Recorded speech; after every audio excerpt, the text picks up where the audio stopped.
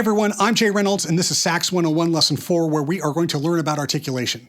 Last lesson, we learned how to play across the break between C and D, we learned how to clean the horn, and we learned about half notes. This lesson, we're going to learn how to start notes, which is called articulation. We're also going to learn our first sharp, F sharp, and we're going to review quarter notes, which we learned about in Lesson 2.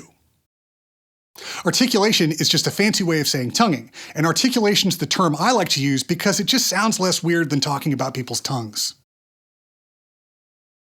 But articulation does involve you using your tongue to define the way that notes start and in some cases stop.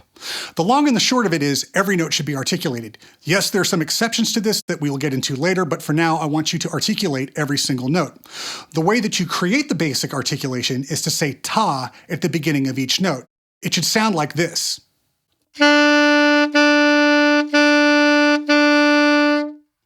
Now, obviously, I didn't say the whole syllable ta as I was playing because if I actually engaged my vocal cords, it would sound kind of weird or really cool depending upon how you do it. But as I was exhaling, I was making the same motion with my tongue as I did when I said ta, like this.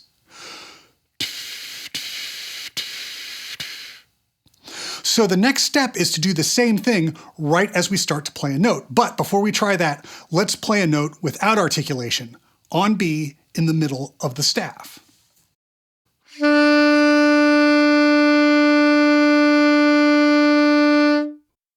Now we're going to play the exact same note, but we're going to make the ta motion with our tongue 4 times while we play it.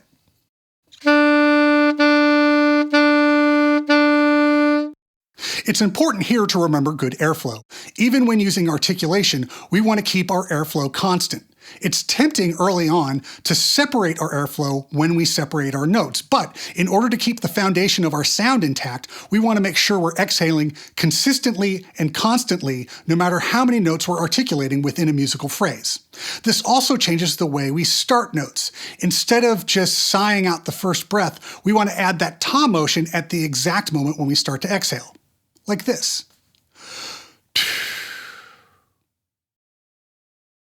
Be aware that it's easy to fall in the trap of holding your breath here, which is bad, because instead of adding articulation to good airflow, you wind up with this.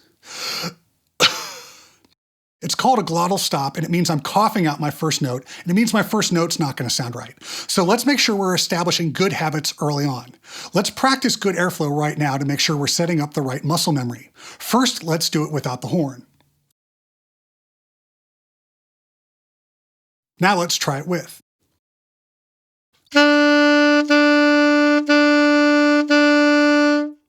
I cannot stress to you how important this is. I hear a lot of students struggle with airflow, and sometimes they don't even know they're having a problem with it. So take some time right now to make sure you're getting your articulation and your airflow correct, even if it means practicing a few times away from the horn. Now that we have a new way of playing notes, let's learn some new fingerings. In Lesson 3, I briefly mentioned low D, and in case it wasn't obvious, I'll show you the fingering. It's the same fingering as the D at the top of the staff, except you don't hold down the register key. As I mentioned in Lesson 3, low D takes a little bit of extra air, so make sure you're leaving enough room in your air passage for that note to speak. Now let's look at low C. You'll notice we had to add an extra line for low C. That's called a ledger line, and we'll learn more about ledger lines next lesson. For now, just know the first line below the staff is C. The fingering for low C is the same as low D, except you add your far right-hand spatula key. Like low D, low C takes a lot more air, so make sure you're leaving enough room in your air passage for it. If you're having problems, stop and say, ah. That'll help you get the right shape to get the note out.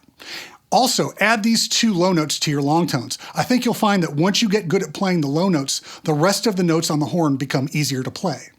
Now let's learn our first sharp note, F sharp.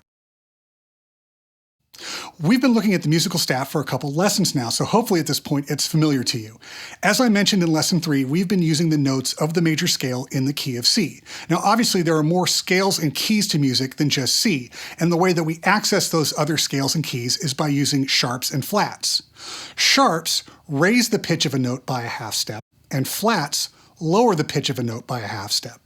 The first sharp fingering we are going to learn is F sharp. You play F sharp almost exactly like the F we learned in Lesson 3, except instead of holding down your right index finger, you hold down your right middle finger. That's the same fingering for the bottom of the staff, except the bottom of the staff fingering is without the register key.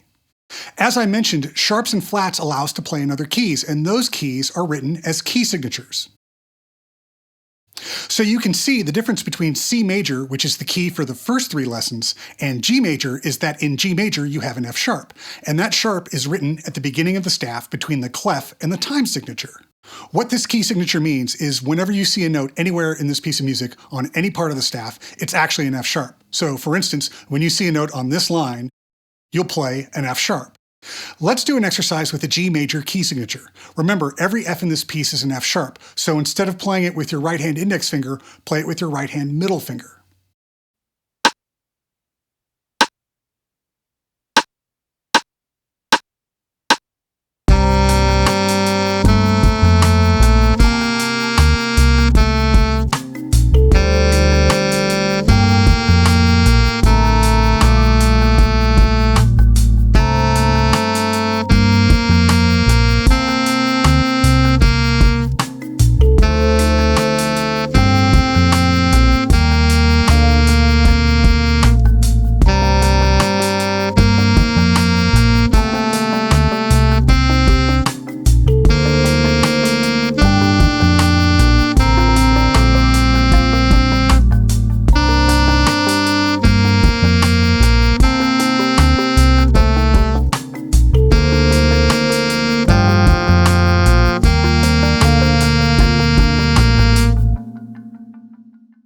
This brings us to the last thing we're going to address in Lesson 4.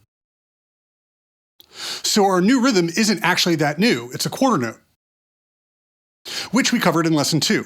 In 4/4 time, a quarter note is equal to 1 count, so there are 4 quarter notes in one measure of 4/4.